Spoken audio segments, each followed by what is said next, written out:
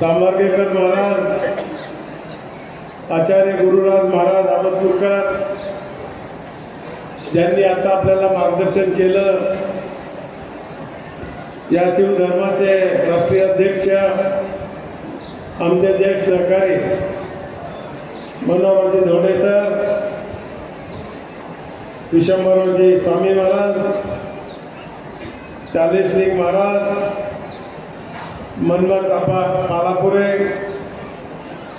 राष्ट्रवादीचे राज्याचे सरचिटणीस शिवानंदजी हेगणे, नवनिर्वाचित कार्यकारी नगरसेवक डॉक्टर बदके साहेब, नवनिर्वाचित जिल्हा परिषद सदस्य प्रफुल्लजी गुंडरे, नवनिर्वाचित जिल्हा परिषद सदस्य अश्विन नांदवाळे, सुभाष शेखरजी, श्रीकांतजी मजगे, आता झालेले या नगरीचे नगराध्यक्ष ॲडव्होकेट स्वप्नील होते, शिरूर जिल्हा परिषदेचे सदस्य उत्तमरावजी माने, आशिष तोगरे, इसुभाई सय्यद, ओमभाऊ पुणे, अनाराव पाटील, किरण बारमाळे, गफूरभाई कुरेशी, उपस्थित असलेले संघटनेचे सर्व पदाधिकारी, सुंदर असं सूत्रसंचलन करणारे ठाकरेजी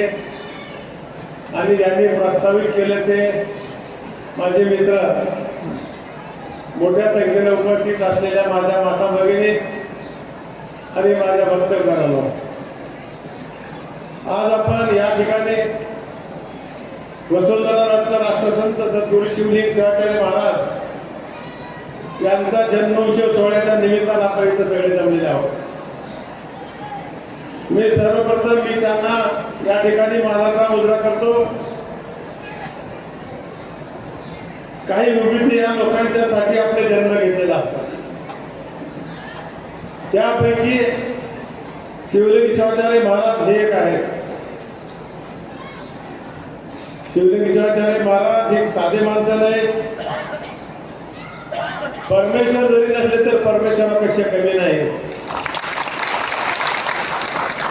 आणि त्या कालखंडामध्ये महाराजांनी डॉक्टर शिवलिंग शिवाचार्य महाराज पाकिस्तानातील लाहोर या विद्यापीठातून वैद्यकीय शिक्षण घेऊन ही डिग्री प्राप्त करून गेले. त्या कालखंडामध्ये या डिग्रीला खूप महत्त्व होतं. पण त्यांनी डॉक्टर झाले असते तर काही माणसाची नाडी तपासली असते.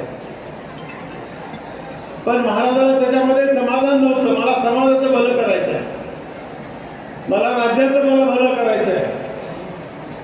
आणि त्याच्यासाठी त्यांनी हे सगळं असताना देखील त्याला त्याग केला आणि समाजाची नाडीचं परीक्षण करायचं त्यांनी ध्यास घेतला.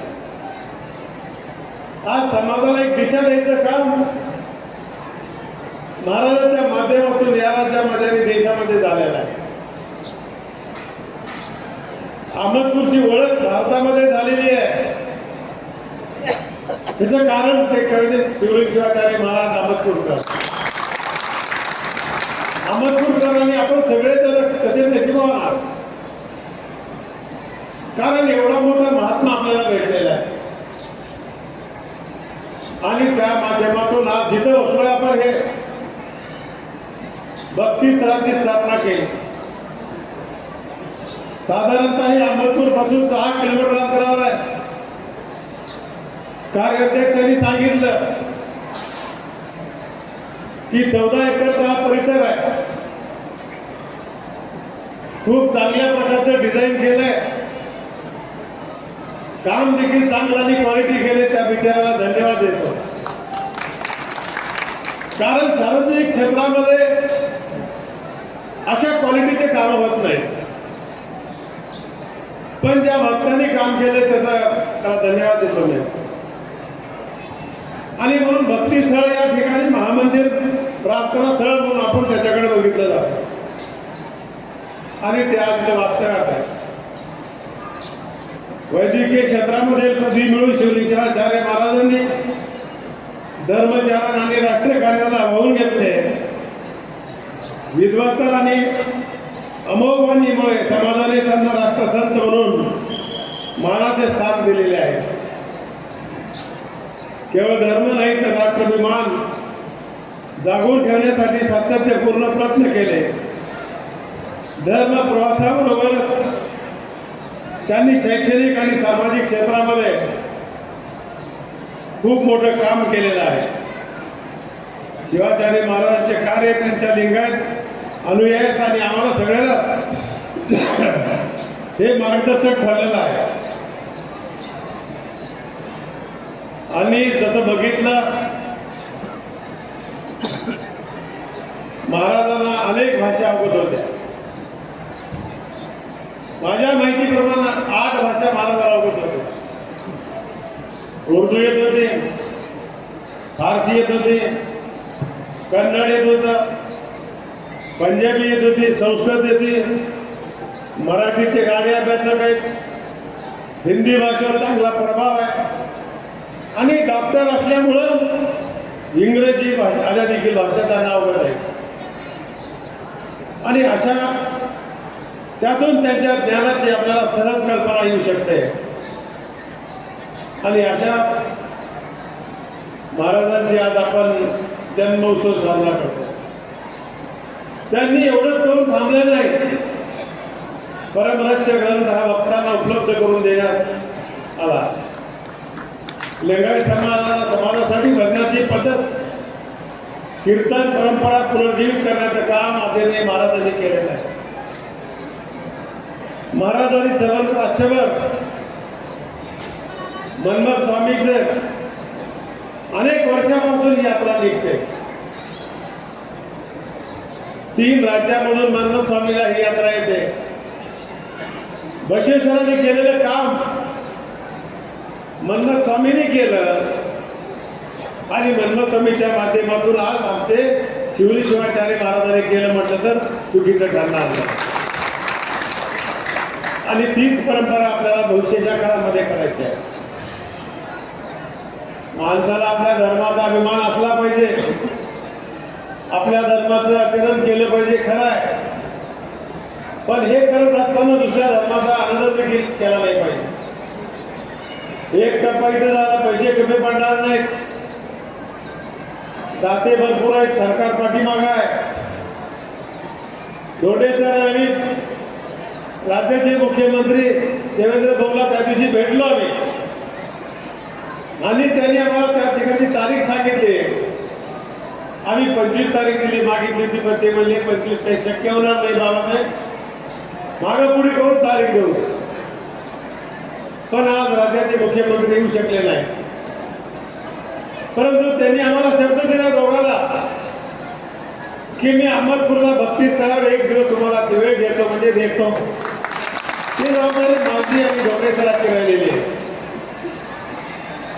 आणि जे काही कामं राहिलेले आहेत आपल्याला करायचे,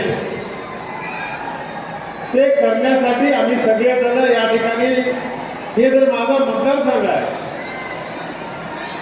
आणि माझी जबाबदारी आहे, त्या बाबतीत सरकारला आम्ही सांगून याला कशा प्रकारचं आपल्याला डेव्हलप करता येईल ते करायचं काम मला करायचे आहे.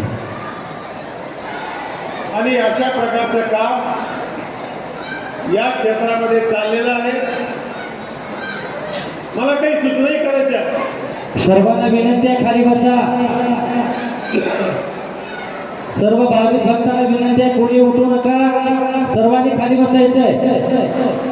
आपल्याला इथं एक डिझाईन नवीन करावं लागेल. मी सांगून जाणार नाही, जिथं माणूस लागणार आहे तिथं मी तुम्हाला त्याची देखील मदत करायला तयार आहे.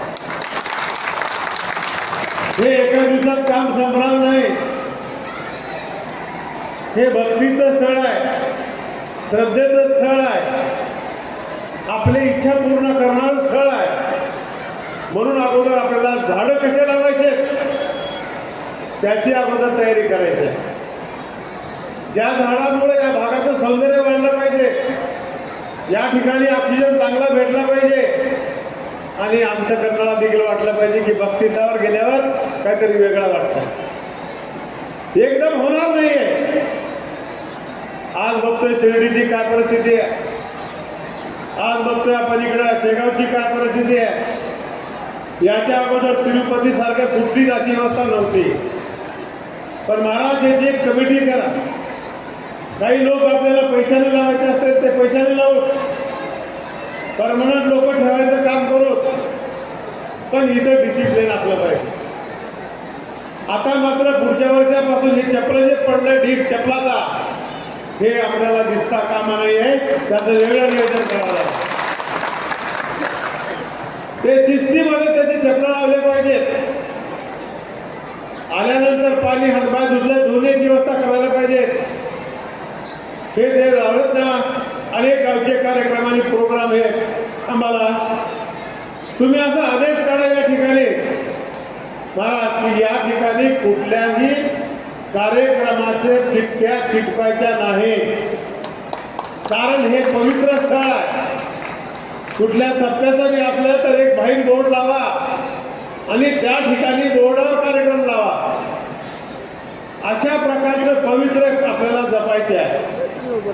आताच मी गुरुराज महाराजांना सांगितलं, समोर जे आम्हाला तैलचित्र दिसायला लागलं महाराजांच्या फोटोचं, त्याच्या पाठीमागून एक लाईट आपल्याला भेटते आणि जसं आता आपल्याला हे चित्र दिसायला लागलं आहे, अशाच प्रकारचं चित्र पुढच्या वर्षी दिसलं पाहिजे आपल्याला. आणि या मेन मंडपामध्ये 2 मोठे फॅन बसले पाहिजे. एवढा भक्तगण बसतोय त्याची काळजी देखील आपल्याला घ्यावं लागेल. नाहीतरी बसाले घाम पुसायला लागले. बरं आहे आपल्या आपल्या कपड्यांना पुसलं तर बरं, पण दुसऱ्याचं धोतर हातात येऊन आपल्या. म्हणून ह्या सगळ्या ज्या गोष्टी आहेत ते या ठिकाणी आपल्याला एक डिसिप्लिन ठेवावं लागेल आणि ते काम करायचं आपल्याला करायचे आहे. आताच मी आमदार झालो म्हणून येत नाही, मला कळतं तसं मी इथं असलो तर निश्चितपणे भक्तीस्थळावर येत असतंय. हे आमचं वेगळं नातं आहे. हे आप्पाचा आशीर्वाद आम्हाला भेटलेला आहे. आज आम्ही तुमच्या समोर जे दिसतोय त्याच्यामध्ये आप्पाचा सिंहाचा वाटा आहे. आणि म्हणून या लोकांनी त्यागमय जीवन जगलं. इतिहासामध्ये सांगितलेलं महाभारतामध्ये यदा यदा धर्मस्य ग्लानिर्भवति म्हणून सांगितलंय. ज्या ज्या वेळेस समाजाला अशी ग्लानी येते, अंधकार येतोय, डोळ्यावर आपल्या काय म्हणतो अंधारी येते, सर्पाला कात जशी येते, तसा समाज जर झाला तर अशा आप्पाच्या माध्यमातून असे लोक जन्म घेत असतात आणि ते आपली कात काढायचे काम करत असतात. अशा महापुरुषांची आपण आज या ठिकाणी जन्मशताब्दी आपण आयोजन करतोय. प्रसादाच्या बाबतीत देखील तसं झालं पाहिजे. ज्या पद्धतीने तिरुपतीमध्ये केलं जातं हे व्हॉलिंटियर असले पाहिजे, त्यांचा ड्रेस कोड असला पाहिजे, त्यांना टोपी असली पाहिजे, त्यांनी भस्म लावलं पाहिजे. ह्या ज्या काही गोष्टी आहेत आपल्या धर्मामध्ये ते केलं पाहिजे. आणि त्या पद्धतीनं प्रत्येकानं इथं आल्यावर ध्यान करण्यासाठी आलो असं आम्हाला नको. इथं आम्हाला चांगल्या प्रकारचे टॉयलेट केले पाहिजे, पुरुष मंडळीसाठी वेगळं केलं पाहिजे, स्त्रियांसाठी वेगळं केलं पाहिजे, पिण्याच्या पाण्याची व्यवस्था फिल्टरची केली पाहिजे. ह्या सगळ्या सुविधा आपल्याला टप्प्याटप्प्याने करायच्या. आणि दुसरं धन्यवाद देतो मी धोंडे सराला, गुरुराज महाराजांना त्यांचे आभार मानतो की फक्त आम्ही इथं भक्तीस्थळ म्हणून थांबलो नाही, तर या माध्यमातून आम्हाला इथं गुरुकुलाची स्थापना करायची. शिक्षणामुळे ज्ञान मिळतंय आणि गुरुकुलामुळे आपल्याला आध्यात्मिक संस्कार मिळतात. शाळेमध्ये संस्कार भेटणार नाही तुम्हाला. संस्कार हे आत्ताच्या व्यासपीठावर भेटतील. संस्कार तुम्हाला रस्त्यावर बघायला भेटतील. संस्कार तुम्हाला तुमच्या घरामध्ये तुमचं वर्तन कसं आहे त्याच्यामधून मुलाबाळाला शिकता येईल. आणि आज समाजाला त्याची नितांत गरज आहे. ते काम गुरुकुलाच्या माध्यमातून हे भक्तीस्थळ आमचं करणार आहे. त्याच्याबद्दल तुमचे अभिनंदन करतो. सांगितलं इथे येणाऱ्या मुलाला कशा प्रकारचं शिक्षण द्यायचं आणि हे शिक्षण घेत घेत त्या मुलाने देखील शिक्षण घ्यावं लागणार आहे. कारण ते शिक्षण घेतल्याशिवाय तुम्हाला अभ्यास करता येणार नाही आणि अभ्यास केल्याशिवाय डोक्यात असल्याच्या होतात येत नाही. त्याच्यासाठी डोक्यामध्ये घ्यायचं असेल तर आम्हाला अभ्यास करावा लागेल. गुरुकुलमध्ये ते शिकवते पहाटेपासून उठायचा, सुबह की हवा सौ बीमारी की दवा. आपा तर आयुर्वेदिक डॉक्टर, त्याचे डॉक्टरच होते. योग अभ्यास डॉक्टर आपांनी केला, हिमालयात जाऊन अभ्यास केला, हिमालयाचं दर्शन घेऊन आले. आणि मग ते काम आपल्याला भविष्याच्या काळामध्ये या बक्षीसस्थळाच्या माध्यमातून करायचे आहे. आणि ज्यावेळेस अशा प्रकारची यात्रा घडते धोंडेसर, त्यावेळेस आपण 1-2 डॉक्टर इथं अपॉइंट करून तुम्हाला सरकारकडून मदत लागत असेल सांगा, माझ्यावर जबाबदारी सोडा, मी 2 डॉक्टर पाठवून देतो तुमच्या इथे काम आजच्या दिवसासाठी. कारण एवढा मोठा समाज इथं आलेला असतोय, अचानक कुणाची तरी तब्येत बिघडत असते, ते देखील आपल्याला इथे व्यवस्था करायची आहे, आम्हाला आपल्याला करायची आहे, सर्वांना मिळून करायचे आहे, समाजाच्या भल्यासाठी आम्हाला करायचे आहे. आणि शिक्षण देत असताना त्यांनी सांगितलं त्यांचा अभ्यासक्रम काय राहणार आहे. मी बघितलं की या ठिकाणी आध्यात्मिक शिक्षण सांगितलं, कीर्तनकाराच्या प्रवचन, या सगळ्या गोष्टी या माध्यमातून इथे शिकवल्या जातात. आणि त्याचबरोबर संगीतामध्ये देखील विशारद आणि या चांगल्या प्रकारच्या डिग्र्या, संगीताशिवाय कशामध्येही आनंद नाही. आणि संगीताचं देखील शिक्षण द्यायचे, ताल वाद्य, त्याचबरोबर शास्त्रीय संगीत बैठक, ह्या सगळ्या अभ्यासक्रम, अजून काही गोष्टी राहिल्या असत्या समिती त्या माध्यमातून अभ्यास करत. आणि आमच्या मित्रांनी सांगितलं की त्यांची शाळा चांगली आहे धोंडेसर, अहमदपूरमध्ये काही जेवढ्या चांगल्या शाळा आहेत त्याच्यापैकी शिवानंदची प्रियदर्शनी शाळा आहे. काय कमला लिहू, कमला तुमचं लक्ष आहे का नाही बघितलं. आणि चांगली शाळा आहे, त्या संदर्भात शिवानंद आप्पांनी सांगितले.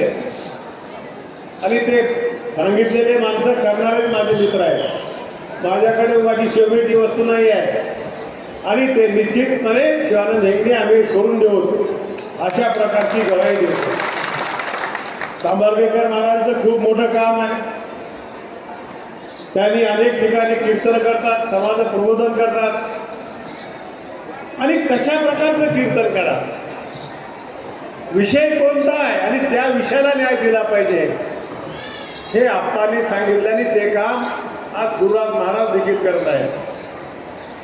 आणि बाकीचं काम जे सांगितलं आता आमच्या धोंडे सरांनी, तुम्ही काळजी करू नका, आप्पा सगळं करून घेणार आहेत, फक्त पुढे राहून तुम्ही करा. म्हणायचं कारण नाही मी केलं म्हणून, करता करिता परमेश्वर आहे. जसं महाभारतामध्ये सांगितलं ना अर्जुनाला, अर्जुन देखील म्हणला आता माझ्या युद्ध लढणं होणार आहे बाबा, सगळे सोयरे भाऊ माझ्यानं मारून काय करू. त्यावेळेस फिलॉसॉफी जे सांगितले हीच सांगितली, अरे तू नाम मात्र आहेस, तुझ्यापेक्षा बलशाली लोक आहेत तिथं, तुझ्यापेक्षा बलशाली कर्ण आहे, पण नाही मला तुला श्रेष्ठ ठरवायचा या पृथ्वीवर, पुन्हा उठ आणि कामाला लाग. म्हणून या ठिकाणची जी समिती आहे त्यांनी काळजी करायचं नाही, तुमच्याकडून करून घेणार आहोत, तुम्ही नशिबाला एवढं समजा. तुम्ही आणि आम्ही, आपल्याला जे व्यासपीठ भेटलंय ते आप्पामुळं भेटलंय आणि याचा उपयोग कसा चांगला करायचा आहे ते करूया. अशा प्रकारचं काम या ठिकाणी करून मुख्यमंत्री साहेबाची वेळ आम्ही घेणार आहोत. दोन्ही उपमुख्यमंत्र्याला आणायचा आम्ही प्रयत्न करू. आणि त्याच्यानंतरचा जो कार्यक्रम तुम्हाला दिला जाईल त्या दिवशी मात्र धोंडे सर आवाहन करते त्या पद्धतीनं आपण सगळेजण यायचे, या ठिकाणी खबरदारी घ्यावा. आणि निश्चितपणे जे जे काही सरकारकडून लागणार आहे सरकारला सांगण्याचं काम बाबासाहेब पाटील एक आप्पाचा शिष्य म्हणून करेल एवढी या ठिकाणी मी गवाही देतो आपल्याला. हा समाज अतिशय शांतता प्रिय आहे, व्यापारी प्रवृत्तीचे लोक आहेत, या समाजाचा त्रास कोणाला नाही आहे. समाजाचं भलं करणारे लोक आहेत आणि मग अशा माणसाच्या समाजाच्या पाठीमागे राहणं ही आमची जबाबदारी आहे. म्हणून या निमित्तानं मुद्दाम मी आज काल त्यांच्याशी परवानगी घेतली आणि बाबासाहेब सांगा तुम्ही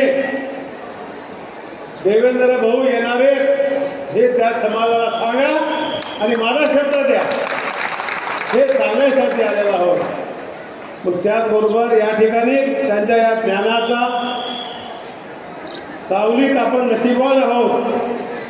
म्हणून त्यांनी दाखवलेल्या वाटेने चालणं हे आपलं कर्तव्य आहे. कारण त्या वाटेवर चालल्यावर आपले कल्याणच होईल हा मला विश्वास आहे.